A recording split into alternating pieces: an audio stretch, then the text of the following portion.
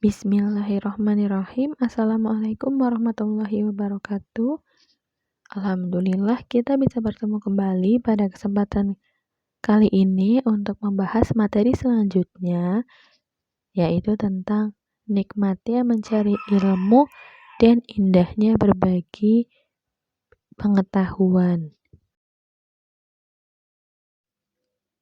Pembahasan materi meliputi pengertian ilmu, dalil menuntut ilmu, hukum menuntut ilmu, dan keutamaan orang menuntut ilmu.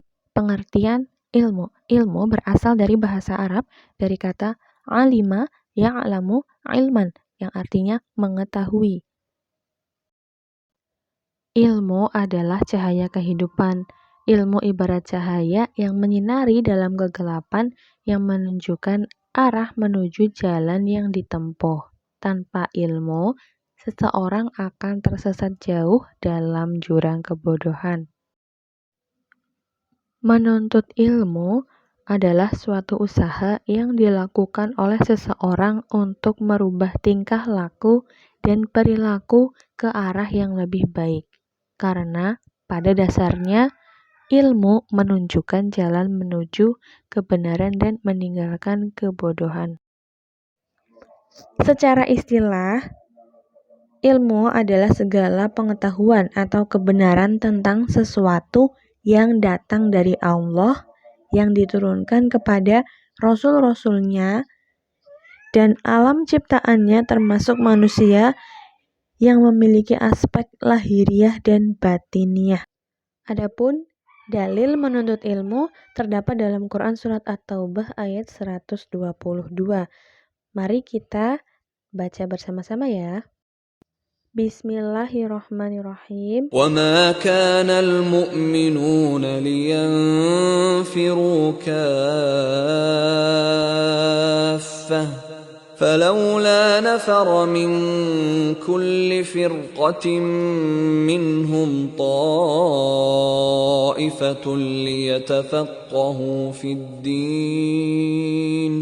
لِيَتَفَقَّهُوا فِي الدِّينِ وَلِيُنذِرُوا قَوْمَهُمْ إِذَا رَجَعُوا إِلَيْهِمْ لَعَلَّهُمْ يَحْذَرُونَ.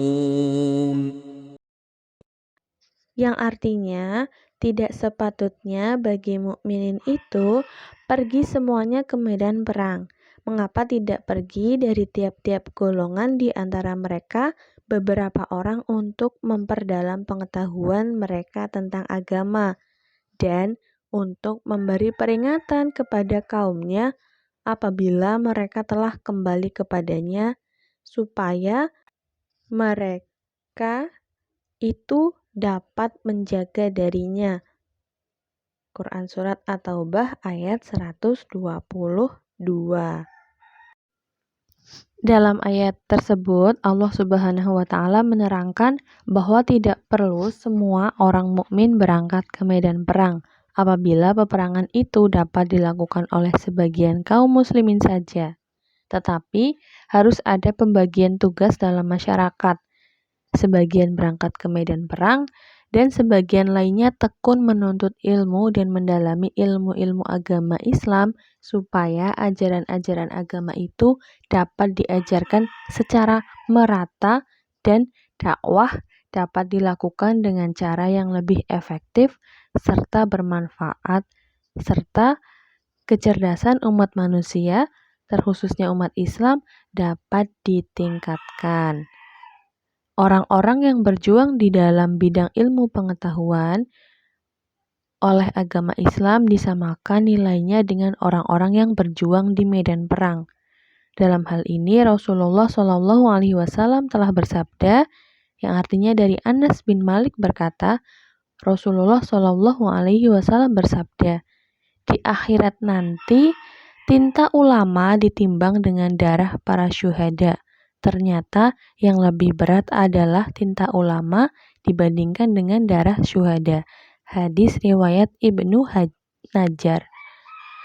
Tugas umat Islam adalah untuk mempelajari agamanya serta mengamalkan dengan baik, kemudian menyampaikan pengetahuan agama kepada yang belum mengetahuinya. Tugas-tugas tersebut merupakan tugas umat dan tugas setiap pribadi muslim sesuai dengan kemampuan dan pengetahuan masing-masing. Apabila umat Islam telah memahami ajaran-ajaran agamanya dan telah mengerti hukum halal dan haram, serta perintah dan larangan agama, tentulah mereka akan lebih dapat menjaga diri dari kesesatan dan kemaksiatan. Selain itu, dapat melaksanakan perintah agama dengan baik dan dapat menjauhi larangannya. Dengan demikian, umat Islam menjadi umat yang baik, sejahtera di dunia dan di akhirat. Oleh karena ayat ini menetapkan bahwa fungsi ilmu adalah untuk mencerdaskan umat. Maka tidak dapat dibenarkan apabila ada orang Islam yang menuntut ilmu pengetahuan hanya untuk mengejar pangkat dan kedudukan atau keuntungan pribadi saja, apalagi menggunakan ilmu sebagai kebanggaan dan kesombongan diri terhadap golongan yang belum menerima ilmu pengetahuan. Hadis menuntut ilmu. Hadis dari Ibnu Abdul Bar, qala Rasulullah sallallahu alaihi wasallam, thalabul ilmi faridatun ala kulli muslimin wa inna thalabul ilmi yastaghfiru lahu kullu syai'in hatal hayatanu fil bahr. Yang artinya Rasulullah sallallahu alaihi wasallam bersabda, mencari ilmu itu wajib bagi setiap muslim. Dan sesungguhnya segala sesuatu hingga makhluk hidup di lautan memintakan ampun bagi penuntut ilmu. Hadis riwayat Ibnu Abdul Bar. Melalui hadis tersebut sudah jelas bahwa menuntut ilmu atau mencari ilmu adalah kewajiban bagi setiap muslim. Hukum menuntut ilmu. Yang pertama adalah fardhu ain. Ilmu yang wajib dipelajari oleh setiap individu muslim atau muslimah dan tidak dapat diwakilkan.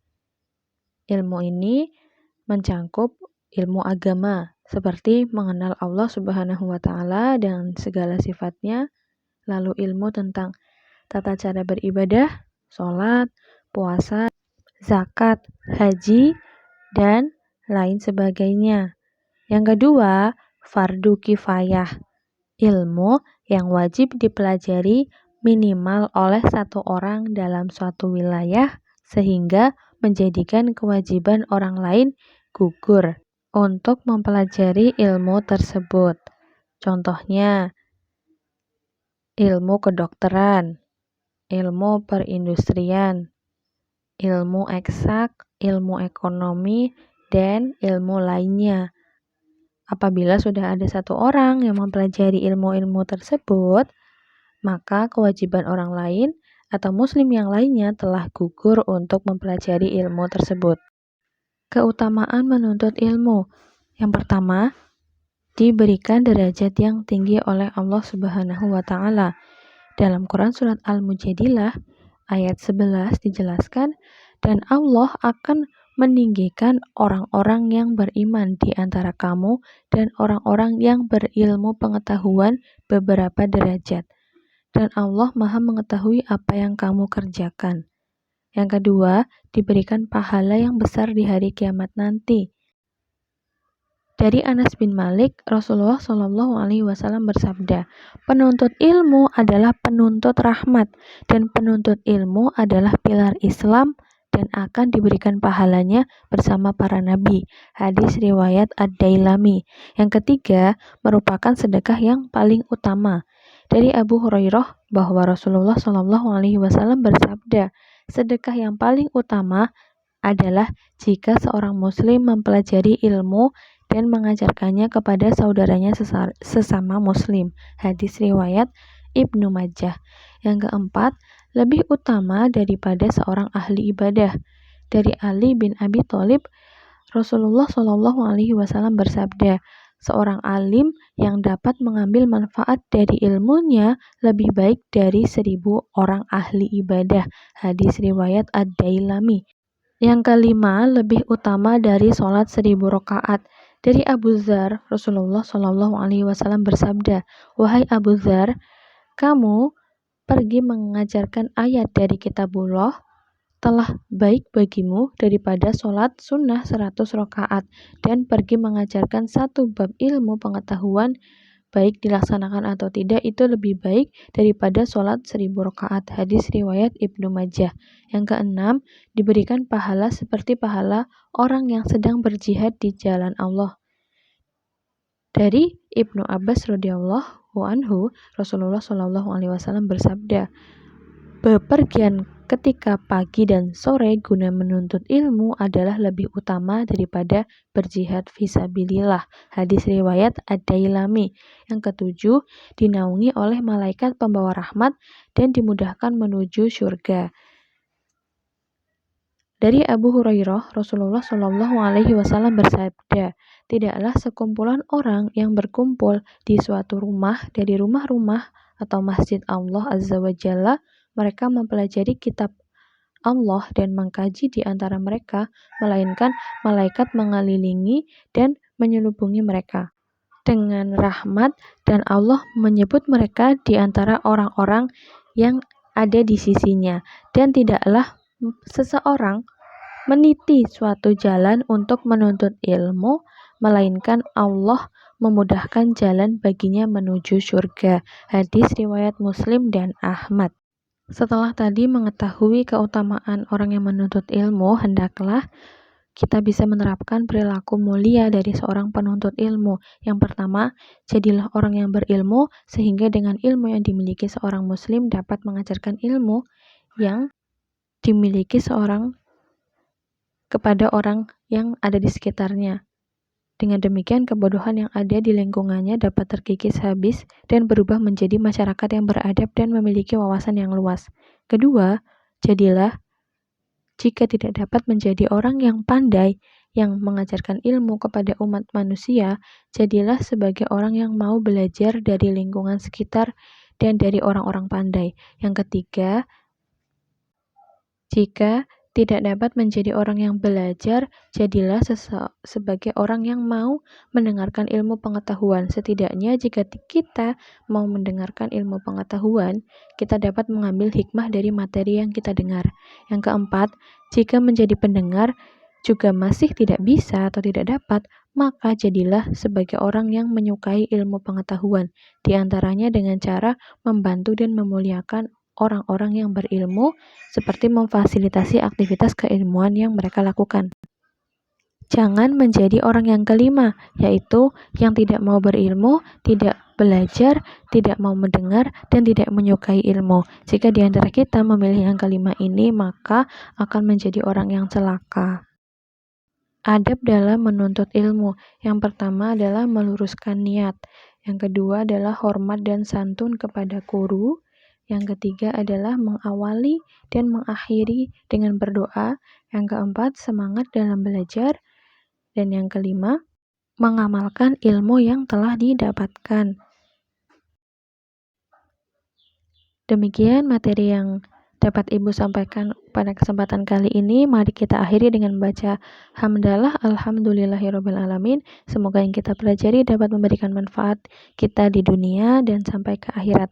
Jazakumullah khairan katsir. Assalamualaikum warahmatullahi wabarakatuh.